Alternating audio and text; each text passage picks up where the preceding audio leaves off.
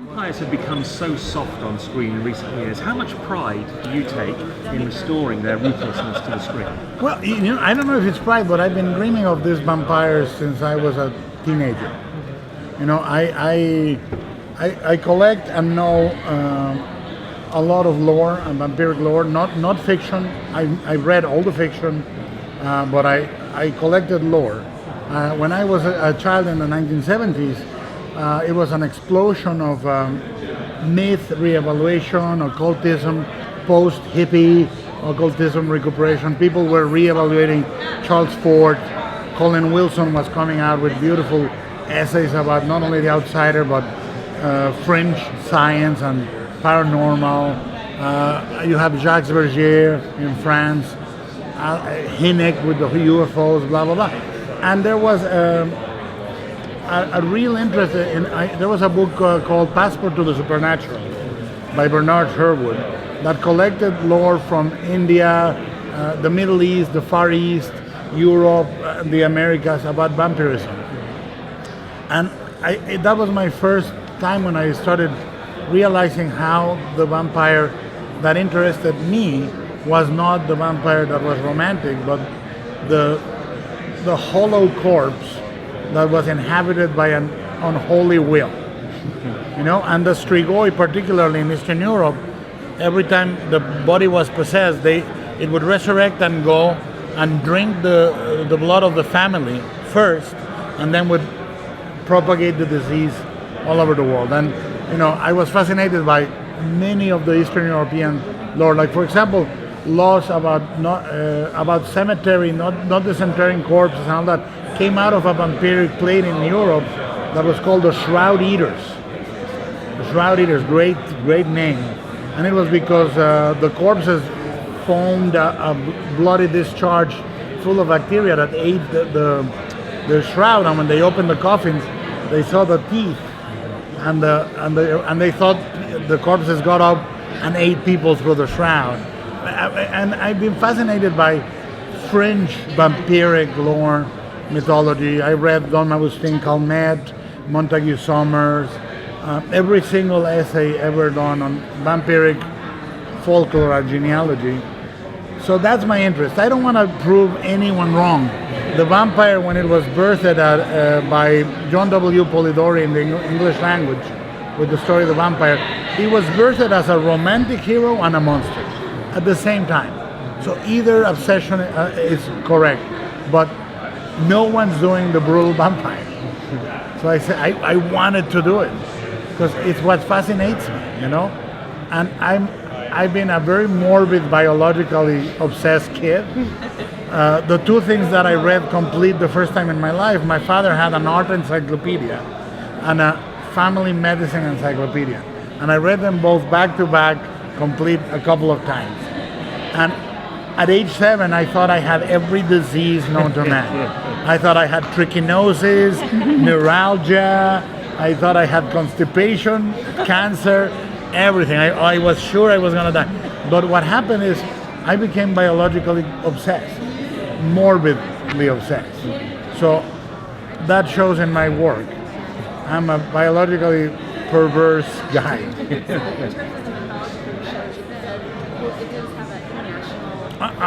Of course.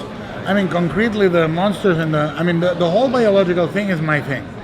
The metabolism being so hard, so quick that they become really hot and their hair falls off. That's mine. My rationale also is their lungs dry up, so they don't need to breathe because they don't need the oxygen to produce erythrocytes. To produce the red cells. Their bones become brittle. If touched by silver, they can break. The idea of them not having a breath, it makes it non-human. They develop a parasitic heart, blah, blah, all that is mine. But in terms of the mythology, I borrow from a vampire in the Philippines called the Aswang, which projects a tongue. It's pretty disgusting. I won't go into details. You Google it. He drinks the blood of a baby inside the mother. So you figure the rest. But the idea of the tongue also connects with the strigoi. the Eastern European vampire, who has a stinger under the tongue, and again goes to drink the blood of the family. There's so the vampire. The only time I've seen the vampire the way I like it is on a TV series that the strain is very, very influenced by, which is called Kolchak, the Night Stalker. You know, I wanted to go back to, you know, horror being first and foremost brutal and fun. You know, it's not about, it makes you reflect about the loneliness. Fuck that shit. It's like, let's make it about, it's fun. It's like a perfect summer horror series. It's like a gazpacho. Could you talk briefly about what your vision might be for Frankenstein, and if you see it as the 18th century or a modern story? No, completely period. I mean, I don't think the monsters gain anything by being arbitrarily taken away from their roots literary. You know, I love the idea of doing a Frankenstein as a period piece. The strain can take liberties with vampiric lore because it's not adapting a novel. You know, but I think that it would be fascinating to see a modern take on Frankenstein, but you don't have to do the novel, I think. How would you approach it? And you know, the key of how I want to approach it, if I ever do it, is one idea, and it will be super spoilery, so I'll keep it. If you don't mind. What is the challenge to taking sort of your idea and then bringing it to screen for a TV show? What has been the biggest challenge for you? Well, look, the way I wanted to design the show, all the episodes you see, every VFX in the show goes through me. Every single makeup effects goes through me, of all the episodes, and I do a final color correction on the cinematography of all the episodes myself. And it's because I wanted to give them a little bit of a uniformity in the look. The way I tried to design the look was super saturated colors that almost felt comic book-like, you know. And I color coded the show with everyone saying we have basically two colors, cyan or bluish and gold. And if you watch the episodes, and I wanted to say no reds, except if they're in the real world, like a fire extinguisher or the siren of a patrol car, yes, but no reds, so that we can reserve the red for the blood.